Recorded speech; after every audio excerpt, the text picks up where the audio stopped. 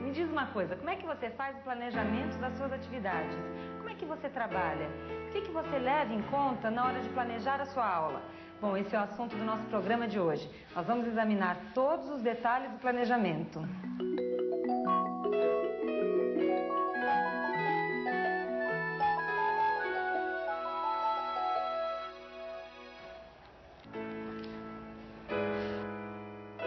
O que faz parte do planejamento de um professor?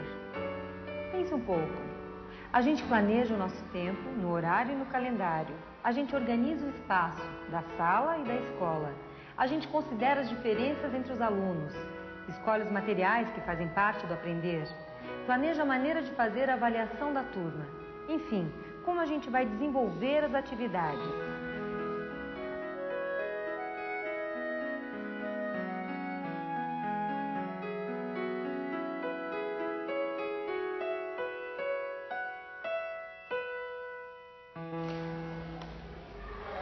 Bom, como você deve estar percebendo, a gente já analisou todos esses temas nesta série. Mas como você também já deve estar notando, todos eles aparecem de novo quando o assunto é planejamento de aula. Quando o professor planeja uma atividade, muitos fatores entram em jogo. Uma primeira questão que a gente poderia estar pensando seria a questão dos objetivos em jogo com a situação proposta. Então, assim, o que o professor espera em termos de aprendizagem dos seus alunos? O que ele espera vai determinar toda a elaboração, a realização da atividade. Então, um exemplo da gramática. Se o professor espera que os seus alunos saibam definir, por exemplo, substantivos, adjetivos, verbos, pronomes, ele vai organizar a atividade de forma que as crianças possam, no final, dar essa devolutiva para ele em termos de definição do que é um adjetivo, dessas categorias gramaticais. Se ele não espera isso, se ele espera que as crianças saibam usar apenas esses recursos da língua, ele vai organizar de uma outra forma a atividade. Então tem a questão de tempo, de espaço, de materiais também que vão ser utilizados, a organização das crianças. Então uma série de fatores que são decisões que o professor toma para compor uma única aula. Esse momento de preparar a atividade é fundamental. O professor precisa de um tempo para isso.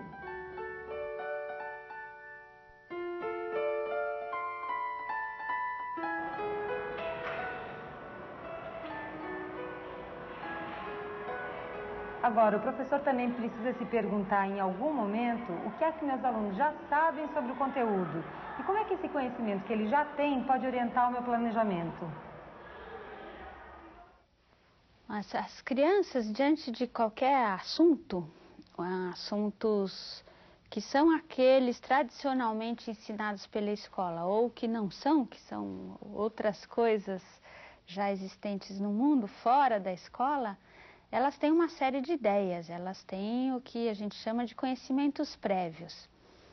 Então, elas não são como folhas em branco sobre a qual folha em branco a gente tem que escrever todos os assuntos e que elas só seriam repetidores daquilo que a gente as ensina, o que a gente escreve nessa folha em branco que seria a criança. Mas é preciso que os educadores aprendam a olhar para a criança e interpretar as relações que elas fazem sobre as informações que elas já têm e outras que elas venham a ter por intermédio daquele trabalho.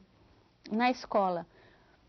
E então nós chamamos de conhecimento prévio, na verdade, muito mais o modo de relacionar dados e informações, a maneira de conhecer, que é muito específica de cada criança, não só específica de cada região do país, de cada cultura, mas de cada indivíduo.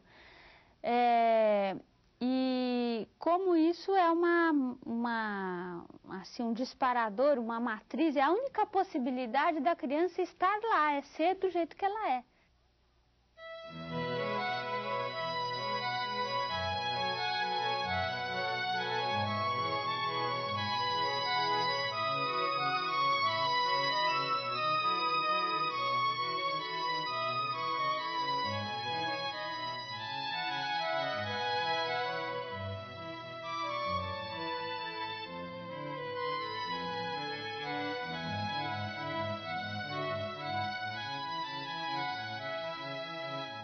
Quando o professor está pensando a sua sala de aula, ele tem sempre que estar pensando que essa aula que ele está dando, e esse planejamento que ele está fazendo, expressa uma concepção de educação que é maior, que ultrapassa ali os muros da sala de aula dele, os paredes da sala de aula, os muros da escola, poderíamos falar. Então, a hora que o professor está planejando, está embutido ali uma ideia de aluno, como é esse sujeito que aprende, uma ideia sobre o conteúdo, como é a visão que esse professor tem sobre o conteúdo e qual é a visão que esse professor tem sobre o que é ensinar, qual é o papel do professor. Então, isso tudo é num plano, digamos assim, teórico, quer dizer, o professor está planejando e ele está usando todas essas questões que são do âmbito do teórico para pensar uma boa situação de aprendizagem. A hora que ele executa, digamos assim, que seria a parte, então, prática. Então, por isso é tão importante a questão da reflexão. O professor está sempre avaliando, o planejamento tem que ser sempre controlado e ser constantemente reavaliado para buscar essa coerência pedagógica. Quando você planeja alguma coisa e não dá certo, como é que você faz? O que você se pergunta? Quando uma atividade não dá certo, e isso tem relação direta com as crianças, a gente procura discutir com eles. Olha, por que não deu certo? O que será que aconteceu? E a gente pode até retomar essa atividade em um outro momento.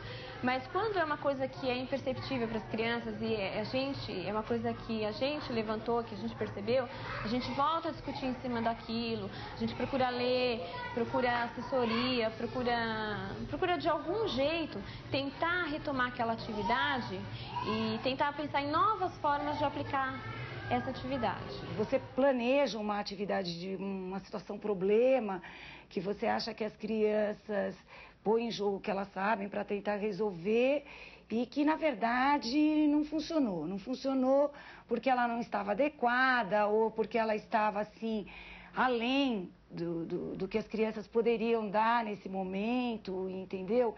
E aí eu reformulo, a gente colocaria, assim, uma atividade que eu julgaria intermediária para chegar naquela que eu estou me propondo, né? Que outras perguntas os professores fazem para avaliar o planejamento, para poder mudar o rumo da aula, para detectar problemas? Como é que eles fazem? As crianças perguntaram muito, então eu sinto que aquela atividade não foi interessante, não entenderam direito.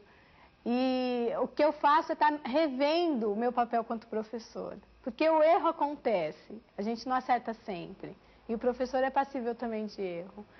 Então, quando eu sinto que essa atividade não deu certo, eu retomo, penso como está fazendo, está trabalhando esse conteúdo de uma outra forma, de uma forma mais significativa, de uma forma mais interessante para as crianças. Essa semana mesmo aconteceu de a gente ter feito uma atividade em sala de aula e não ter dado certo, que era o lançamento do projeto de história, e que nós estaríamos levantando um índice, juntamente com as crianças, do que elas gostariam de estar sabendo sobre o assunto do nosso projeto, e o índice não saiu legal.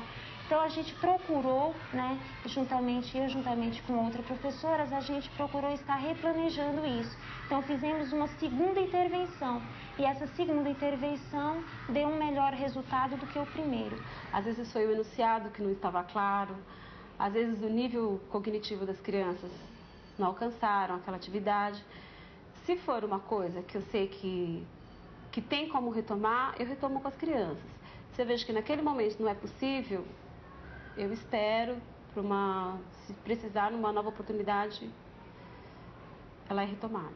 Tem vários fatores que a gente precisa levar em conta. Quer dizer, como a gente encaminhou essa atividade, né? Como foi preparada ali a consigna, quer dizer, o que está pedindo a atividade, estava claro ou não estava claro. Muitas vezes a atividade não dá certo, não é porque a criança não está entendendo, é porque a atividade, ela é complexa, porque a gente às vezes acaba complicando. Assim, como você encaminha, eu acho que é muito importante. E aí, assim, se não deu certo com quantos, né? Com a maioria, com alguns. Qual é o tipo da atividade, né? Eu acho que aí você vai ter que avaliar um pouco individualmente também, né? Por que com aquela criança ou com aquele determinado número de crianças deu, com outro não deu. Acho que são várias coisas para estar reconsiderando, né? E eu acho que é importante retomar. Assim que percebo que não está dando certo, paro. Nunca levo adiante para que o erro continue. E a partir daí eu vou refletir, vou procurar todos os pontos que podem ser reformulados, vou tentar fazer um relatório dizendo por que esses pontos não deram certo e modificar, redimensionar a atividade. Na verdade, quando o professor tem todo esse esforço de estar pensando previamente sobre as suas intenções com a atividade que ele quer propor para os alunos e esse esforço de fazer e de avaliar, ele, na verdade, está buscando uma aprendizagem de maior qualidade com seus alunos. Que eles aprendam conteúdos relevantes, que tenham utilidade fora da escola, de uma forma que seja significativa, que tenha vínculo com o que eles já sabem. Enfim, o que o professor busca e todo esse esforço, ele só tem sentido se a gente está pensando em melhorar a qualidade do processo de ensino-aprendizagem.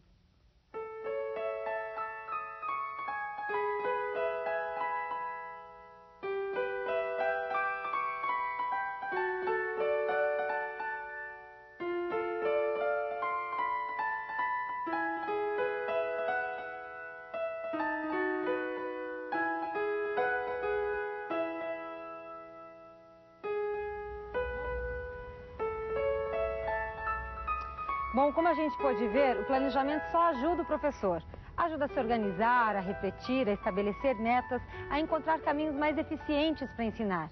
E, sobretudo, ajuda o professor a ter sabedoria para se avaliar e reavaliar, para o bem dele e para o bem dos alunos. A Escola em Discussão fica por aqui. Bom trabalho!